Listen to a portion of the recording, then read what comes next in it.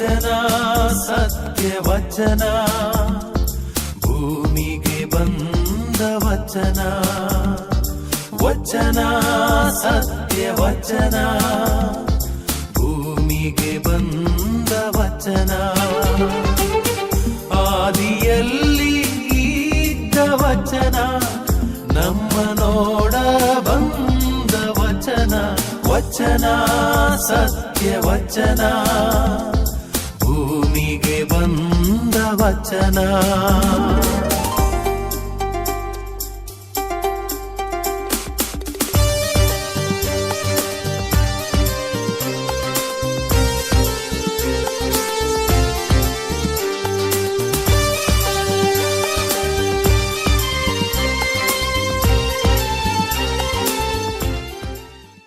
ಪಿತನ ಮತ್ತು ಸುತನ ಮತ್ತು ಪವಿತ್ರ ಆತ್ಮರ ನಾಮದಲ್ಲಿ ಆಮೆನ್. ಪ್ರಿಯರೇ, ತಮಗೆಲ್ಲರಿಗೂ ಜೈ ಕ್ರಿಸ್ತ್. ಒಂದು ಪ್ರಾರ್ಥನೆಯ ಮುಖಾಂತರ ಈ ದೇವರ ವಾಕ್ಯವನ್ನು ಧ್ಯಾನಿಸಲು ನಾವು ಸಿದ್ಧರಾಗೋಣ. ತಂದೆ ದೇವರೇ, ಯೇಸು ಕ್ರಿಸ್ತರೇ, ಪವಿತ್ರಾತ್ಮರೇ, ತ್ರಯೇಕ ದೇವರೇ, ನಿಮ್ಮನ್ನು ನಾವು ವಂದಿಸುತ್ತೇವೆ, ಆರಾಧಿಸುತ್ತೇವೆ, ಸ್ತುತಿಸುತ್ತೇವೆ, ಮಹಿಮೆ ಪಡಿಸುತ್ತೇವೆ. ಪಿತ ದೇವರೇ, ನೀವು ಲೋಕವನ್ನು ಎಷ್ಟಾಗಿ ಪ್ರೀತಿಸಿದಿರಿ, ಅಂದರೆ ನಿಮ್ಮ ಏಕೈಕ ಪುತ್ರರನ್ನೇ ನೀವು ನಮಗಾಗಿ ಧಾರೆ ಎರೆದಿರಿ. ಆತನಲ್ಲಿ ವಿಶ್ವಾಸ ಇಟ್ಟ ಯಾರೂ ಕೂಡ ನಾಶವಾಗದೆ ಅಂತಹ ಪ್ರತಿಯೊಬ್ಬರು ನಿತ್ಯ ಜೀವವನ್ನು ಪಡೆಯಬೇಕೆಂಬ ಒಂದೇ ಒಂದು ಉದ್ದೇಶದಿಂದ ನೀವು ನಿಮ್ಮ ಪುತ್ರ ಯೇಸು ಕ್ರಿಸ್ತರನ್ನು ಈ ಧರೆಗೆ ಕಳುಹಿಸಿದಿರಿ. ಮಾನವರಾದ ಪ್ರತಿಯೊಬ್ಬರು ಈ ಸತ್ಯವನ್ನು ಅರಿತುಕೊಂಡು ಯೇಸುವೇ ನನ್ನ ಪ್ರಭು, ನನ್ನ ದೇವರು, ನನ್ನ ರಕ್ಷಕರು ಎಂಬ ಸತ್ಯವನ್ನು ಅವರು ಈ ಸತ್ಯವನ್ನು ಸ್ವೀಕರಿಸಿಕೊಂಡು ಅದರ ಮುಖಾಂತರ ಅದನ್ನು ವಿಶ್ವಾಸಿಸಿ, ಹೃದಯದಿಂದ ವಿಶ್ವಾಸಿಸಿ, ಬಾಯಿಯಿಂದ ನಿವೇದಿಸಿ ಯೇಸು ಕ್ರಿಸ್ತರು ನೀಡಿದ ರಕ್ಷಣೆಯನ್ನು, ಆ ನಿತ್ಯ ಜೀವವನ್ನು ಪ್ರತಿಯೊಬ್ಬರು ಪಡೆಯುವಂತಾಗಲಿ. ಈ ಪ್ರಾರ್ಥನೆಯನ್ನು ತಂದೆ ದೇವರೇ, ನಿಮ್ಮ ಏಕೈಕ ಪುತ್ರ ಯೇಸು ಕ್ರಿಸ್ತರ ಮುಖಾಂತರ ನಾವು ಪ್ರಾರ್ಥಿಸುತ್ತೇವೆ. ಆಮೇನ್. ಪ್ರಿಯರೇ, ನಾವು ದೇವರ ವಾಕ್ಯಕ್ಕೆ ಹೋಗೋಣ. ಸಂತ ಪೌಲನು ಗಲಾತ್ಯರಿಗೆ ಬರೆದ ಪತ್ರ, ಸಂತ ಪೌಲನು ಗಲಾತ್ಯರಿಗೆ ಬರೆದ ಪತ್ರ, ಅಧ್ಯಾಯ 3 ವಾಕ್ಯ 13. ಸಂತ ಪೌಲನು ಗಲಾತ್ಯರಿಗೆ ಬರೆದ ಪತ್ರ, ಅಧ್ಯಾಯ 3 ವಾಕ್ಯ 13. ಮರಕ್ಕೆ ತೂಗು ಹಾಕಲಾದ ಪ್ರತಿಯೊಬ್ಬನು ಶಾಪಗ್ರಸ್ತನು ಎಂದು ಬರೆದಿರುವಂತೆ ನಮಗೋಸ್ಕರ ಕ್ರಿಸ್ತ ಯೇಸು ಶಾಪ ಸ್ವರೂಪಿಯಾಗಿ ಧರ್ಮಶಾಸ್ತ್ರದಲ್ಲಿ ಹೇಳಲಾಗಿರುವ ಶಾಪದಿಂದ ನಮ್ಮನ್ನು ಪಾರು ಮಾಡಿದರು. ಮಗದೊಮ್ಮೆ ನಾನು ಓದುತ್ತೇನೆ, ಎಲ್ಲರೂ ಧ್ಯಾನಿಸಿ ಒಂದು ಈ ವಾಕ್ಯದ ಅರ್ಥವನ್ನು ಆಳವಾಗಿ ಅರ್ಥ ಮಾಡಿಕೊಳ್ಳಲು ಅದನ್ನು ನಾವು ಪ್ರಯತ್ನಿಸೋಣ. ಮರಕ್ಕೆ ತೂಗು ಹಾಕಲಾದ ಪ್ರತಿಯೊಬ್ಬನು ಶಾಪಗ್ರಸ್ತನು ಎಂದು ಬರೆದಿರುವಂತೆ ನಮಗೋಸ್ಕರ ಕ್ರಿಸ್ತ ಯೇಸು ಶಾಪ ಸ್ವರೂಪಿಯಾಗಿ ಧರ್ಮಶಾಸ್ತ್ರದಲ್ಲಿ ಹೇಳಲಾಗಿರುವ ಶಾಪದಿಂದ ನಮ್ಮನ್ನು ಪಾರು ಮಾಡಿದರು. ಪ್ರಿಯರೇ, ಈ ಒಂದು ವಾಕ್ಯ ದೇವರ ವಾಕ್ಯ ಎಂದು ಯಾರು ಪರಿಗಣಿಸುತ್ತಾರೋ ಇರಬಹುದು. ಕೆಲವರು ಈ ವಾಕ್ಯವನ್ನು ಮೊದಲನೇ ಬಾರಿಗೆ ಕೇಳುತ್ತಿರಬಹುದು. ಕೆಲವರು ಬಹಳಷ್ಟು ಬಾರಿ ಈ ವಾಕ್ಯವನ್ನು ಓದಿ ಬೈಬಲನ್ನು ಮುಚ್ಚಿ ಇಟ್ಟಿರಬಹುದು. ಕೆಲವರು ಬಹಳಷ್ಟು ಬಾರಿ ಈ ವಾಕ್ಯದ ಬಗ್ಗೆ ಏನು ಬೋಧನೆ ಮಾಡಿದ್ದನ್ನು ಕೇಳಿರ್ಬೋದು. ಆದರೆ ಪ್ರಿಯರೇ, ಯಾರು ಈ ವಾಕ್ಯವನ್ನು ತನ್ನ ಜೀವನದಲ್ಲಿ ಸ್ವೀಕರಿಸಿದ್ದಾರೋ ಅಂಥವರು ಶಾಪದಿಂದ ಬಿಡುಗಡೆಯಾದ ಜೀವನವನ್ನು ಜೀವಿಸುವುದರಲ್ಲಿ ಯಾವುದೇ ಸಂದೇಹವಿಲ್ಲ. ಯಾಕೆಂದರೆ ನಾನು ಪುನಃ ಹೇಳಲಿಕ್ಕೆ ಇಚ್ಛಿಸುತ್ತೇನೆ, ಕೆಲವರಿಗೆ ಈ ವಾಕ್ಯ ತಿಳಿದೇ ಇದ್ದಿಲ್ಲ ಇರಬಹುದು. ಅಂದರೆ ಮೊದಲನೇ ಬಾರಿಗೆ ನಾನು ಕೇಳ್ತಾ ಇದ್ದೇನೆ ಅಂತ ಅನ್ನಿಸ್ಬೋದು. ಎರಡನೆಯ ವರ್ಗದ ಜನರು ಯಾರಂದರೆ, ತುಂಬ ಸಾರಿ ಕೇಳಿದ್ದೇನೆ ಅಥವಾ ನಾನಾಗೆ ಓದಿದ್ದೇನೆ ಮತ್ತು ಬೈಬಲ್ ಮುಚ್ಚಿ ಇಟ್ಟಿದ್ದೇನೆ, ಅಂದರೆ ಯಾವುದೇ ರೀತಿಯ ಪ್ರಭಾವ ನನ್ನ ಜೀವನದಲ್ಲಿ ಬೀಳಲಿಲ್ಲ. ಮೂರನೇ ವರ್ಗದ ಜನರು ನೋಡುವುದಾದರೆ, ಈ ವಾಕ್ಯದ ಬಗ್ಗೆ ಬೋಧನೆ ಮಾಡಿದ್ದನ್ನು ಕೇಳಿರಬಹುದು, ಆದರೆ ಅದರ ಬಗ್ಗೆ ಗಂಭೀರವಾಗಿ ಏನು ಕೂಡ ಆಲೋಚನೆ ಮಾಡದೆ ತಮ್ಮ ಆ ಒಂದು ಏನು ಮನಸ್ಸನ್ನು ಬದಲಾಯಿಸದೆ ಮೊದಲು ಹೇಗೆ ಅವರು ಭಾವಿಸುತ್ತಿದ್ದರೋ ಶಾಪದ ಬಗ್ಗೆ ಅದೇ ರೀತಿ ಭಾವಿಸಿ ಇದ್ದಿರ್ಬೋದು. ಈಗ ನಾನು ಮಾತನಾಡ್ತಾ ಇರುವುದು 4ನೇ ವರ್ಗದ ಜನರ ಬಗ್ಗೆ. ಯಾರೆಂದರೆ ಈ ವಾಕ್ಯವನ್ನು ಮೊದಲ ಬಾರಿ ಕೇಳಿದ್ರು ಅಥವಾ ಈವರೆಗೆ ಕೇಳಿ ಅದನ್ನು ಗಂಭೀರವಾಗಿ ತೆಗೆದುಕೊಳ್ಳದೆ ಈಗ ನಾನು ಕೇಳಿದ ವಾಕ್ಯವನ್ನು ಇದನ್ನು ನಾನು ಗಂಭೀರವಾಗಿ ಸ್ವೀಕರಿಸುತ್ತೇನೆ, ಇಷ್ಟರವರೆಗೆ ನಾನು ಅದರ ಬಗ್ಗೆ ಹೆಚ್ಚು ಗಮನ ಕೊಡಲಿಲ್ಲ, ಕೇಳಿಯೂ ಕೇಳದಂತೆ ಮಾಡಿದೆ, ಕಿವಿ ಇದ್ದರೂ ಕೂಡ ಕಿವಿ ಇಲ್ಲದವನಂತೆ ವರ್ತಿಸಿದೆ, ಆದರೆ ಈಗ ನಾನು ಕೇಳ್ತಾ ಇದ್ದೇನೆ ಈ ವಾಕ್ಯ, ಇದು ನಿಜವಾಗಿಯೂ ನಾನು ಗಂಭೀರವಾಗಿ ಈ ವಾಕ್ಯವನ್ನು ಸ್ವೀಕರಿಸುತ್ತೇನೆ ಅಂತ ಯಾರು ಅದನ್ನು ಆ ರೀತಿಯಲ್ಲಿ ಸ್ವೀಕರಿಸ್ತಾರೋ ಪ್ರಿಯರೇ, ಅಂತಹ ವ್ಯಕ್ತಿ ಶಾಶ್ವತವಾಗಿ ಶಾಪದಿಂದ ಅವನು ಮಾತ್ರ ಅಲ್ಲ, ಅವನ ಇಡೀ ಕುಟುಂಬ, ಅದೇ ರೀತಿ ಇಡೀ ಮಾನವ ಕುಲ ಶಾಪದಿಂದ ಬಿಡುಗಡೆ ಹೊಂದಿದೆ ಎಂಬ ಸತ್ಯವನ್ನು ಸ್ವೀಕರಿಸುವುದರಲ್ಲಿ ಯಾವುದೇ ಸಂದೇಹವಿಲ್ಲ. ಯಾಕೆಂದರೆ ಪ್ರಿಯರೇ, ಅಲ್ಲಿ ಹೇಳಲಾಗಿದೆ, ಮರಕ್ಕೆ ತೂಗು ಹಾಕಲಾದ ಪ್ರತಿಯೊಬ್ಬನು ಶಾಪಗ್ರಸ್ತನು ಎಂದು ಬರೆದಿರುವಂತೆ. ಈ ಸಂತ ಪೌಲರು ಹಳೆ ಒಡಂಬಡಿಕೆಯಲ್ಲಿ ಶಾಪದ ಬಗ್ಗೆ ಬರೆದ ಆ ವಿಷಯವನ್ನು ಇಲ್ಲಿ ಉಲ್ಲೇಖಿಸುತ್ತಾರೆ. ಅದು ಎಲ್ಲಿ ಬರೆದಿದೆ? ಧರ್ಮೋಪದೇಶ ಕಾಂಡ ಅಧ್ಯಾಯ 21 ವಾಕ್ಯ 23ರಲ್ಲಿ ನಾವು ಓದ್ತೇವೆ. ಧರ್ಮೋಪದೇಶ ಕಾಂಡ ಅಧ್ಯಾಯ 21 ವಾಕ್ಯ 23ರಲ್ಲಿ ನಾವು ಓದುವುದಾದರೆ, ಅಲ್ಲಿ ಸ್ಪಷ್ಟವಾಗಿ ಬರೆದಿದೆ ಪ್ರಿಯರೇ, ಏಕೆಂದರೆ ಮರಕ್ಕೆ ತೂಗು ಹಾಕಲಾದವನು ದೇವರ ಶಾಪವನ್ನು ಹೊಂದಿದವನು. ಮರಕ್ಕೆ ತೂಗು ಹಾಕಲಾದವನು ದೇವರ ಶಾಪವನ್ನು ಹೊಂದಿದವನು. ಅಂದರೆ ಇದು ಹಳೆ ಒಡಂಬಡಿಕೆಯಲ್ಲಿ ಅಲ್ಲಿ ಬರೆದಿದೆ. ಅದನ್ನು ಇಲ್ಲಿ ಸಂತ ಪೌಲರು ಪುನಃ ನಮಗೆ ಆ ವಾಕ್ಯದ ಉಲ್ಲೇಖವನ್ನು ಇಲ್ಲಿ ಮಾಡುತ್ತಾರೆ. ಮಾಡಿ ಮುಂದುವರೆದು ಏನು ಹೇಳ್ತಾರೆ? ಮರಕ್ಕೆ ತೂಗು ಹಾಕಲಾದ ಪ್ರತಿಯೊಬ್ಬನೂ ಶಾಪಗ್ರಸ್ತನು ಎಂದು ಬರೆದಿರುವಂತೆ. ಅಂದರೆ ಅಲ್ಲಿ ಹಳೆ ಒಡಂಬಡಿಕೆಯಲ್ಲಿ ನಾವು ನೋಡಿದ ಹಾಗೆ, ಧರ್ಮೋಪದೇಶ ಕಾಂಡ 21ನೇ ಅಧ್ಯಾಯದಲ್ಲಿ ನಾವು ಓದಿದ ಹಾಗೆ, ಅಲ್ಲಿ ಸಂತ ಪೌಲರು ಅದನ್ನೇ ಉಲ್ಲೇಖಿಸಿ ಮುಂದುವರಿಸಿ ಹೇಳ್ತಾರೆ, ಎಂದು ಬರೆದಿರುವಂತೆ ನಮಗೋಸ್ಕರ ಕ್ರಿಸ್ತ ಯೇಸು ಶಾಪ ಸ್ವರೂಪಿಯಾಗಿ ಧರ್ಮಶಾಸ್ತ್ರದಲ್ಲಿ ಹೇಳಲಾಗಿರುವ ಶಾಪದಿಂದ ನಮ್ಮನ್ನು ಪಾರು ಮಾಡಿದರು. ಪಾರು ಮಾಡುವರು ಅಲ್ಲ, ಪಾರು ಮಾಡಲಿಕ್ಕಿದ್ದಾರೆ ಅಲ್ಲ, ಪಾರು ಮಾಡಲೂಬಹುದಲ್ಲ, ಶಾಪದಿಂದ ಪಾರು ಮಾಡಿದರು. ಪ್ರಿಯರೇ, ನಾವು ಒಂದು ಸಂದೇಶವನ್ನು ಅಥವಾ ದೇವರ ವಾಕ್ಯವನ್ನು ಗಂಭೀರವಾಗಿ ಸ್ವೀಕರಿಸುವುದಾದರೆ ಈ ಕ್ಷಣದಿಂದ ನನ್ನ ಮನಸ್ಸಿನಲ್ಲಿ ನನ್ನ ನಾನು ಆಲೋಚಿಸುವ ರೀತಿಯಲ್ಲಿ ಒಂದು ವೇಳೆ ನಾನು ಇನ್ನೂ ಕೂಡ ಶಾಪ ಎಂಬುದು ಇದೆ, ನಮ್ಮ ಕುಟುಂಬದ ಮೇಲೆ ಶಾಪ ಇದೆ ಎಂಬುದಾಗಿ ತಪ್ಪಾಗಿ ನಾನು ತಿಳಿದಿದ್ರೆ ಈ ಒಂದು ಗಳಿಗೆ ಸೂಕ್ತವಾದ ಸಮಯ ಪ್ರಿಯರೇ. ಯಾಕೆಂದರೆ ದೇವರ ವಾಕ್ಯ ಬದಲಾಗುವುದಿಲ್ಲ. ಒಂದು ವೇಳೆ ಇನ್ನೂ ಕೂಡ ನಾನು ಯೇಸು ಕ್ರಿಸ್ತರು ನಮ್ಮ ಶಾಪಗ್ರಸ್ತರಾಗಿ ನಮ್ಮೆಲ್ಲ ಪಾಪಗಳನ್ನು ಅವರ ಮೇಲೆ ಹೊತ್ತುಕೊಂಡು ನಮಗೆ ಎಲ್ಲ ಶಾಪಗಳಿಂದ ಪಾರು ಮಾಡಿದರು ಎಂದು ಬರೆದಿದೆ. ಇದು ದೇವರ ವಾಕ್ಯ, ದೇವರು ನುಡಿತಾ ಇದ್ದಾರೆ. ದೇವರ ವಾಕ್ಯ ಅಂದರೆ ದೇವರ ವಾಕ್ಯ ಅಂದರೆ ಯೇಸು ಕ್ರಿಸ್ತರೇ, ಇದರಲ್ಲಿ ಯಾವುದೇ ಸಂದೇಹವಿಲ್ಲ. ಆದ್ದರಿಂದ ಆ ದೇವರ ವಾಕ್ಯವನ್ನು ನಾನು ಒಂದು ಆಲಿಸಬೇಕಾಗಿ ಆಲಿಸುವುದಾದರೆ, ಅಭ್ಯಾಸದ ಬಲದಿಂದ ಓದುವುದಾದರೆ, ಅಥವಾ ಅಭ್ಯಾಸದ ಬಲದಿಂದ ಧ್ಯಾನಕೂಟದಲ್ಲಿ ಭಾಗವಹಿಸಿ ಬೋಧಕರು ಬೋಧಿಸುವುದನ್ನು ಆಲಿಸುವುದಾದರೆ ಈ ಕ್ಷಣದಲ್ಲಿ ಕೂಡ ನನ್ನಲ್ಲಿ ಏನು ವ್ಯತ್ಯಾಸ ಕಾಣುವುದಿಲ್ಲ. ಯಾಕೆಂದರೆ ನಾನು ಮೊದಲು ಹೇಗೆ ಆಲೋಚಿಸುತ್ತಿದ್ದೇನೋ ಅದೇ ರೀತಿ ನಾನು ಆಲೋಚನೆಯನ್ನು ಮುಂದುವರಿಸಿ ಹೋಗುವಂಥ ಸಾಧ್ಯತೆ ಇದೆ.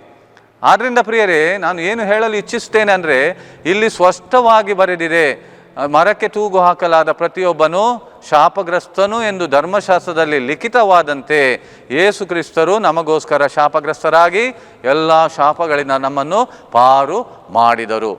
ಇದು ಯಾಕೆ ನಾನು ಗಂಭೀರವಾಗಿ ಪರಿಗಣಿಸಬೇಕೆಂದು ನಿಮಗೆ ನಾನು ಪುನಃ ಹೇಳ್ತಾ ಇದ್ದೇನೆ ಅಂದರೆ, ಕೆಲವು ಬಾರಿ ನಮ್ಮ ಮನೆಗೆ ಬೋಧಕರು ಬಂದು ಕೂಡ ನಿಮ್ಮ ಮನೆಯಲ್ಲಿ ಶಾಪ ಇದೆ ಅಂತ ಹೇಳೋ ಸಂಭವ ಇದೆ. ಇದು ತುಂಬ ಕಡೆ ನಡೆದಿದೆ. ನಾನಾಗಿ ಸ್ವಂತ ಅದನ್ನು ನೋಡದೇ ಇರದಿದ್ರು ನನ್ನ ಮಿತ್ರರು ನನಗೆ ಹೇಳಿದ್ದುಂಟು, ನಿಮ್ಮ ಮನೆಯಲ್ಲಿ ಏನೋ ಶಾಪ ಇದೆ, ನಿಮ್ಮ ಇಷ್ಟು ₹1000 ಕೊಡಿ, ಅದನ್ನು ನಾವು ತೆಗೆಯುತ್ತೇವೆ.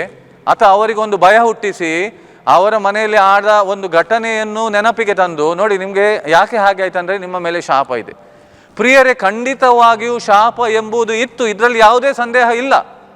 ನೀವು ಧರ್ಮೋಪದೇಶ ಕಾಂಡ ಅಧ್ಯಾಯ 28 15ನೇ ವಾಕ್ಯದಿಂದ ಓದಿ ನೋಡಿದರೆ ಗೊತ್ತಾಗ್ತದೆ ಎಲ್ಲ ಶಾಪ, ಯಾವುದಕ್ಕೆಲ್ಲ ಶಾಪ ಎಂಬ ಒಂದು ದೊಡ್ಡ ಲಿಸ್ಟ್ ಇದೆ ಅಲ್ಲಿ. ಧರ್ಮೋಪದೇಶ ಕಾಂಡ 28ನೇ ಅಧ್ಯಾಯ 1ನೇ ವಾಕ್ಯದಿಂದ 14ನೇ ವಾಕ್ಯದವರೆಗೆ ಆಶೀರ್ವಾದದ ಬಗ್ಗೆ ಇದೆ, 15ನೇ ವಾಕ್ಯದಿಂದ ಶಾಪದ ಬಗ್ಗೆ ಇದೆ. ನಾವು ಏನೆಲ್ಲ ಮಾಡಿದರೆ ಶಾಪಗ್ರಸ್ತರಾಗ್ತೇವೆ ಅಂತ. ಆದ್ದರಿಂದ ನಾವು ಮಾನವರಾದ ಪ್ರತಿಯೊಬ್ಬರು ಅಂತ ಹೇಳ್ಬೋದು, ಆ ಶಾಪಕ್ಕೆ ನಾವು ಯೋಗ್ಯರಾಗಿದ್ದೆವು. ಪುನಃ ಹೇಳ್ತೇನೆ, ನಾವು ಮಾನವರಾದ ಪ್ರತಿಯೊಬ್ಬರು ಎಂಬಂತೆ ದೇವರ ಶಾಪ ನಮ್ಮ ಮೇಲೆ ಬರಲು ನಾವು ಯೋಗ್ಯರಾಗಿದ್ದೆವು. ಆದರೆ ಯಾಕೆಂದರೆ ನಮಗೆ ತಿಳಿದುಂಟು, ಆದಮ ಹವ್ವರಿಂದ ಅಲ್ಲಿಂದಲೇ ಈ ಪಾಪ ಎಂಬುದು ಬಂದಿದೆ. ನಾವೊಂದು ಬೀಜದ ರೂಪದಲ್ಲಿ ಅವರ ಒಳಗೇನೆ ಇದ್ದವು. ದೇವರಿಗೆ ಅವಿಧೇಯರಾಗಿ ನಡೆದುದರಿಂದ ನಾವು ಅವಿಧೇಯತೆಯ ಸ್ವಭಾವ ನಮ್ಮ ಮೇಲೆ ಬಂತು. ಆದುದರಿಂದ ಯಾರೂ ಕೂಡ ಧರ್ಮಶಾಸ್ತ್ರವನ್ನು ಪಾಲಿಸಿ ದೇವರ ಮುಂದೆ ನೀತಿವಂತನಾಗಲು ಸಾಧ್ಯನೇ ಇಲ್ಲ. ಅದನ್ನೇ ನಮಗೆ ತೋರಿಸಿಕೊಡಲೇ ಧರ್ಮಶಾಸ್ತ್ರ ಎಂಬುದಿತ್ತು. ನನ್ನ ಒಳಿತಿನಿಂದ ನಾನು ದೇವರಿಗೆ ಮೆಚ್ಚುಗೆ ಪಡಿಸಲು ಸಾಧ್ಯನೇ ಇಲ್ಲ ಅಂತ ತೋರಿಸಿಕೊಡಲೇ ಧರ್ಮಶಾಸ್ತ್ರ ಇತ್ತು ಅಲ್ಲಿ. ಆದ್ದರಿಂದ ನಮಗೆ ಒಬ್ಬ ರಕ್ಷಕರ ಅಗತ್ಯವಿದೆ. ಅದು ಯಾರು? ದೇವರ ಏಕೈಕ ಪುತ್ರ ಯೇಸು ಕ್ರಿಸ್ತರು. ಅವರು ನಮಗೆ ಬರಬೇಕಾದ ಶಾಪವನ್ನು ತಮ್ಮ ಮೇಲೆ ಹೊತ್ತುಕೊಂಡು ನಮಗೆ ಎಲ್ಲ ಶಾಪಗಳಿಂದ ಬಿಡುಗಡೆ ಮಾಡಿದರು. ಈಗ ನಾವು ಒಂದು ಪ್ರಶ್ನೆ, ನಾವು ಪ್ರತಿಯೊಬ್ಬರು, ಈಗ ಯಾರು ಶಿಲುಬೆ ಮೇಲೆ ತೂಗು ಹಾಕಲ್ಪಟ್ಟವರು? ನಾನಲ್ಲ, ಯೇಸು ಕ್ರಿಸ್ತರು. ನೀವಲ್ಲ, ಯೇಸು ಕ್ರಿಸ್ತರು. ಹಾಗಾದರೆ ಯಾತಕ್ಕೋಸ್ಕರ? ಅವರು ಮಾಡಿದ ತಪ್ಪಿಗೋಸ್ಕರನಾ? ಖಂಡಿತವಾಗಿಯೂ ಅಲ್ಲ. ಅದು ನಮಗೆ ಚೆನ್ನಾಗಿ ತಿಳಿದಿರೋ ವಿಷಯ. ನಮ್ಮ ಬದಲಿಗೆ ಅವರೊಂದು ಸಬ್ಸ್ಟಿಟ್ಯೂಟ್ ಆಗಿ, ನನ್ನ ಬದಲಿಗಾಗಿ ಅವರು ನಮ್ಮ ಮೇಲೆ ಬರಬೇಕಾದ ಶಾಪಗಳನ್ನು ತಮ್ಮ ಮೇಲೆ ಹೊತ್ತುಕೊಂಡು. ನಾವು ತಪಸ್ಸು ಕಾಲದಲ್ಲಿ ಇದ್ದೇವೆ ಪ್ರಿಯರೇ. ತಪಸ್ಸು ಕಾಲದಲ್ಲಿ ಹೆಚ್ಚಾಗಿ ಯೇಸು ಕ್ರಿಸ್ತರು ನಮಗಾಗಿ ಪಟ್ಟ ಆ ಕಠಿಣ ಕಷ್ಟಗಳನ್ನು, ಯಾತನೆಯನ್ನು, ಆ ಹಿಂಸೆಯನ್ನು, ಘೋರವಾದ ಆ ಹಿಂಸೆಯನ್ನು ಯಾವುದೇ ನರಮಾನವನಿಗೆ ಸಿಗದಂತಹ ಆ ಒಂದು ಕಷ್ಟ, ಯಾತನೆ ಕೇವಲ ಶರೀರಕ್ಕೆ ಮಾತ್ರ ಅಲ್ಲ ಅವರಿಗೆ ಆದ ಗಾಯ, ಅಥವಾ ಇದು ಅವರ ಮನಸ್ಸಿಗೆ ಎಷ್ಟೋ ಗಾಯ, ಅವರ ಹೃದಯಕ್ಕೆ ಎಷ್ಟು ಗಾಯ. ಯಾಕೆಂದರೆ ಅವರ ಬಗ್ಗೆ ಜನರಾಡಿದ ಮಾತು, ಅದನ್ನು ಕೇಳಿ ಇದೆಲ್ಲವನ್ನು ಯೇಸು ಸ್ವೀಕರಿಸಿದರು. ಯಾಕೆಂದರೆ ತಂದೆಯ ಚಿತ್ತ ನೆರವೇರಿಸಲೆಂದೇ ನಾನು ಬಂದಿರುವುದು. ನನಗೆ ಬೇಕು ಮಾನವ ಕುಲದ ರಕ್ಷಣೆ. ನನಗೆ ತಿಳಿದುಂಟು ದೇವರು ನನ್ನನ್ನು ಅವರ ಕುರಿಮರಿಯಾಗಿ ಕಳುಹಿಸಿದ್ದಾರೆ. ಮಾನವ ಕುಲದ ರಕ್ಷಣೆಗಾಗಿ ನನ್ನ ಜೀವವನ್ನು ಕೊಡುವುದು ನನಗೆ ನನ್ನ ಅದೊಂದು ಸೌಭಾಗ್ಯ ಎಂದ ಹಾಗೆ ಅವರು ಸ್ವೀಕರಿಸಿದರು. ಅದಕ್ಕಾಗಿ ಈ ಯೋಜನೆಗೆ ಜೂದಸ್ ಅವರು ಆ ಯೋಜನೆ ಪ್ರಕಾರ ಮುಂದೆ ಹೋಗುವಾಗ ಯೇಸು ಹೇಳ್ತಾರೆ, ಮಿತ್ರನೇ ನೀನೇನು ಮಾಡಲಿಕ್ಕೆ ಹೋಗ್ತೀಯೋ ಬೇಗ ಮಾಡು ಅಂತ. ಅದೇ ರೀತಿ ಪೇತ್ರನು ನಿಮಗೆ ಈ ರೀತಿ ಸಂಭವಿಸದಿರಲಿ ಎಂದು ಹೇಳಿದಾಗ, ಸೈತಾನನೇ ನನ್ನನ್ನು ಬಿಟ್ಟು ತೊಲಗುವಂತ ಯೇಸು ಹೇಳಿದರು. ಅಂದರೆ ನೀನು ದೇವರ ಯೋಜನೆಗೆ ಸಹಕಾರ ಕೊಡ್ತಾ ಇಲ್ಲ ಅಂತ ಆ ಅರ್ಥದಲ್ಲಿ. ಆದ್ದರಿಂದ ಪ್ರಿಯರೇ, ನಾವು ಶಾಪಗ್ರಸ್ತರು ಆಗಿದ್ದೆವು. ಆದರೆ ಈಗ ಯೇಸು ಕ್ರಿಸ್ತರು ನಮಗೋಸ್ಕರ ಶಾಪಗ್ರಸ್ತರಾಗಿ ಧರ್ಮಶಾಸ್ತ್ರದಲ್ಲಿ ಲಿಖಿತವಾದ ಪ್ರತಿಯೊಂದು ಶಾಪದಿಂದ ನಮಗೆ ಅವರು ಬಿಡುಗಡೆ ಕೊಟ್ಟಿದ್ದಾರೆ. ಇವತ್ತಿನ ಸಮಾಜದಲ್ಲಿ ನಾವು ನೋಡ್ಬೋದು, ಕೆಲವರು ಹೇಳ್ತಾರೆ ನಾನು ಅವರಿಗೆ ಶಾಪ ಹಾಕಿದೆ, ನಾನು ತಪ್ಪು ಮಾಡಿದೆ ಅಂತ. ಯೇಸುವೇ ನಮ್ಮ ಮೇಲೆ ಇದ್ದ ಶಾಪಗಳನ್ನು ತೆಗೆದು ಹಾಕಿದ ಮೇಲೆ ನಾನು ಇನ್ನೊಬ್ಬರಿಗೆ ಶಾಪ ಹಾಕಲು ನಾನು ಯಾರು? ಇದು ಒಂದು ವಿಷಯವಾದರೆ, ಇನ್ನೊಂದು ವಿಷಯ ಏನಂದರೆ, ಕೆಲವರು ಶಾಪ ಇದೆ ಎಂದು ನಂಬುತ್ತಾರೆ. ಯೇಸು ಕ್ರಿಸ್ತರು ನಮ್ಮನ್ನು ಶಾಪದಿಂದ ಬಿಡುಗಡೆ ಮಾಡಿದ್ದಾರೆ ಎಂದು ಬರೆದಿದೆ. ಆದರೆ ನಾವು ಪ್ರಿಯರೇ, ಆ ವಾಕ್ಯವನ್ನು ಸ್ವೀಕರಿಸುವುದರ ಬದಲು ಕೇಳಿಯೂ ಕೂಡ ಪುನಃ ನಾವು ನಮ್ಮ ಮೇಲೆ ಏನು ಶಾಪ ಇದೆ, ಒಂದೇ ಅವರಾಗಿ ಅದನ್ನು ಆ ರೀತಿ ಭಾವಿಸಬಹುದು. ಅಥವಾ ಇನ್ಯಾರು ಹೇಳಿದ್ದನ್ನು ಕೇಳಿ, ಈ ಬ್ರದರ್ ಇವರು ದೊಡ್ಡ ಬೋಧಕರು, ಅವರು ಹೇಳಿದ್ದಾರೆ ಆದರೆ ಖಂಡಿತವಾಗಿ ನಮ್ಮ ಮೇಲೆ ಶಾಪ ಇದೆ, ಏನು ಮಾಡಬೇಕೀಗ? ಪ್ರಿಯರೇ, ಆವಾಗ ದೇವರು ಯೇಸು ಕ್ರಿಸ್ತರು ತೆಗೆದು ಹಾಕಿದ ಶಾಪವನ್ನು ಪುನಃ ನಮ್ಮ ಮೇಲೆ ನಾವು ಬರುವಂತೆ ಮಾಡುತ್ತೇವೆ. ಯಾಕೆಂದರೆ ನಾವೇ ಕಾರಣ. ನಾನು ಏನು ನಂಬುತ್ತೇನೋ ಅದರಂತೆ ಆಗುತ್ತದೆ. ದೇವರ ವಾಕ್ಯದಲ್ಲಿ ಬರೆದಿದೆ, ಯೇಸು ಕ್ರಿಸ್ತರು ನಮಗೆ ಎಲ್ಲ ಶಾಪಗಳಿಂದ ಬಿಡುಗಡೆ ಮಾಡಿದ್ದಾರೆ. ನಾನು ಪುನಃ ನಂಬುವುದಾದರೆ ಶಾಪ ಇದೆ ಅಂತ ಪ್ರಿಯರೇ, ಆ ಒಂದು ಪರಿಸ್ಥಿತಿಗೆ ಹೋಗಲು, ಶಾಪದಿಂದ ತುಂಬಿದ ಜೀವನವನ್ನು ಜೀವಿಸಲು ಕಾರಣ ಯಾರು? ನಾನೇ. ಯಾಕೆಂದರೆ ನಾನೇ ಅದನ್ನು ಆ ರೀತಿ ಆಲೋಚಿಸಿ ಸ್ವೀಕರಿಸಿದೆ ಎಂದ ಹಾಗೆ. ಆದ್ದರಿಂದ ಪ್ರಿಯರೇ, ಯೇಸು ಕ್ರಿಸ್ತರು ಶಿಲುಬೆಗೆ ಮರಕ್ಕೆ ತೂಗು ಹಾಕಲ್ಪಟ್ಟರು. ಇಂಥ ಶಿಕ್ಷೆ ಯಾರಿಗೆ ಕೊಡುವುದೆಂದು ನಾವು ಧರ್ಮೋಪದೇಶ ಕಾಂಡ ಅಧ್ಯಾಯ 21 ಅಲ್ಲಿ ಓದಿದೆವು. ಅಲ್ಲಿ ಮೊದಲೇ ಅದು ಬರೆದಿತ್ತು, ಏನು, ಏಕೆಂದರೆ ಮರಕ್ಕೆ ತೂಗು ಹಾಕಲಾದವನು ದೇವರ ಶಾಪವನ್ನು ಹೊಂದಿದವನು ಅಂತ. ಆದ್ದರಿಂದ ಅದು ವಾಕ್ಯ ಅದೇ ಧರ್ಮೋಪದೇಶ ಕಾಂಡ 21 ಅಧ್ಯಾಯ ವಾಕ್ಯ 22ರಲ್ಲೇ ಅದು ಮುಂದುವರಿದು ಹೋಗಿದೆ. 22ರಲ್ಲೇ ಅದು ಮುಂದುವರಿದು ಹೋಗಿದೆ. ಆದ್ದರಿಂದ ನಾವು ಅದನ್ನು ಮನದಟ್ಟು ಮಾಡಿಕೊಳ್ಳುವಂಥದ್ದು ಬಹಳ ಮುಖ್ಯ. ಅದನ್ನೇ ಇಲ್ಲಿ ಸಂತ ಪೌಲರು ಪುನಃ ಉಲ್ಲೇಖ ಮಾಡುತ್ತಾರೆ. ಪ್ರಿಯರೇ, ನಾವು ಸತ್ಯವನ್ನು ಅರಿತುಕೊಳ್ಳೋಣ. ಯೌವನನ ಶುಭ ಸಂದೇಶ 8ನೇ ಅಧ್ಯಾಯ 31-32ನೇ ವಾಕ್ಯದಲ್ಲಿ ಹೇಳಿದ ಹಾಗೆ ಯೇಸು ಹೇಳ್ತಾರೆ, ಸತ್ಯವು ನಿಮಗೆ ಸ್ವಾತಂತ್ರ್ಯ ಕೊಡುವುದು, ಬಿಡುಗಡೆ ಕೊಡುವುದು. Truth will set you free. ಆದ್ದರಿಂದ ನಾವು ಈವರೆಗೆ ಏನೋ ಕೇಳಿಯೂ ಕೇಳದ ಹಾಗೆ ಮಾಡಿ, ಅಥವಾ ಓದಿಯೂ ಅದನ್ನು ಮನಸ್ಸಿಗೆ ಅಥವಾ ನಮ್ಮ ಗಂಭೀರವಾಗಿ ಅದನ್ನು ಸ್ವೀಕರಿಸದೆ ಶಾಪ ಇದೆ ಎಂಬುದಾಗಿ ನಾವು ಭಾವಿಸಿದ್ದಿರ್ಬೋದು. ಕೆಲವೊಮ್ಮೆ ಇಲ್ಲ ಎಂಬ ಬೋಧನೆಯನ್ನು ಕೇಳಿದರೂ ಕೂಡ ಅದು ಇಲ್ಲ, ಎಲ್ಲರ ಮೇಲೆ ಇಲ್ಲ, ಆದರೆ ನಮ್ಮ ಮೇಲೆ ಇದೆ ಅಲ್ವಾ ಅಂತ ಆ ಒಂದು ಭಾವನೆಯಲ್ಲಿ ಜೀವಿಸಿದ್ದಿರ್ಬೋದು. ಆದರೆ ಪ್ರಿಯರೇ, ಈ ಕ್ಷಣದಲ್ಲಿ ನಾವು ಮನದಟ್ಟು ಮಾಡಿಕೊಳ್ಳೋಣ. ಯೇಸು ಕ್ರಿಸ್ತರು ನಮಗೆ ಧರ್ಮಶಾಸ್ತ್ರದಲ್ಲಿ ಲಿಖಿತವಾದ ಎಲ್ಲ ಶಾಪಗಳಿಂದ ಬಿಡುಗಡೆ ಮಾಡಿದ್ದಾರೆ.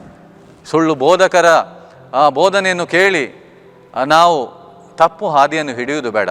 ಯೇಸು ಕ್ರಿಸ್ತರು ನಮಗೆ ಕೊಟ್ಟ ಆ ಬಿಡುಗಡೆಯನ್ನು ನಿರ್ಲಕ್ಷಿಸಿ ಪುನಃ ಬಂಧನಕ್ಕೆ ಬೀಳುವುದು ಬೇಡ, ಅಥವಾ ಅದನ್ನು ಅರಿಯದೆ ನಾವು ಇತರರಿಗೆ ತಪ್ಪು ಹಾದಿಗೆ ಎಳೆಯುವುದು ಬೇಡ.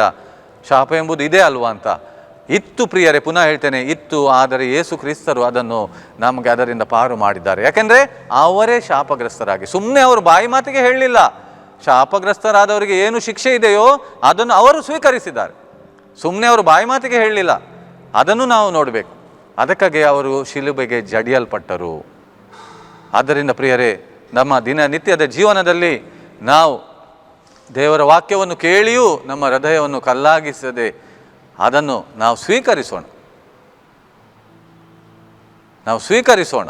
ಆ ಸಂದೇಶವನ್ನು ಗಂಭೀರವಾಗಿ ಸ್ವೀಕರಿಸೋಣ. ಈಗ ಒಂದು, ಮತ್ತೆ ಒಂದು, ನಾಳೆ ಒಂದಲ್ಲ. ಏನು ಧರ್ಮಶಾಸ್ತ್ರ ಲಿಖಿತವಾಗಿದೆ ಅದು ಶಾಶ್ವತ. ತಪಸ್ಸು ಕಾಲದಲ್ಲಿ ನಾವು ಯೇಸುವನ್ನು ನೋಡಿ ಕಣ್ಣೀರು ಸುರಿಸಬಹುದು, ಆದರೆ ಅದರಲ್ಲಿ ಏನೂ ಪ್ರಯೋಜನ ಇಲ್ಲ.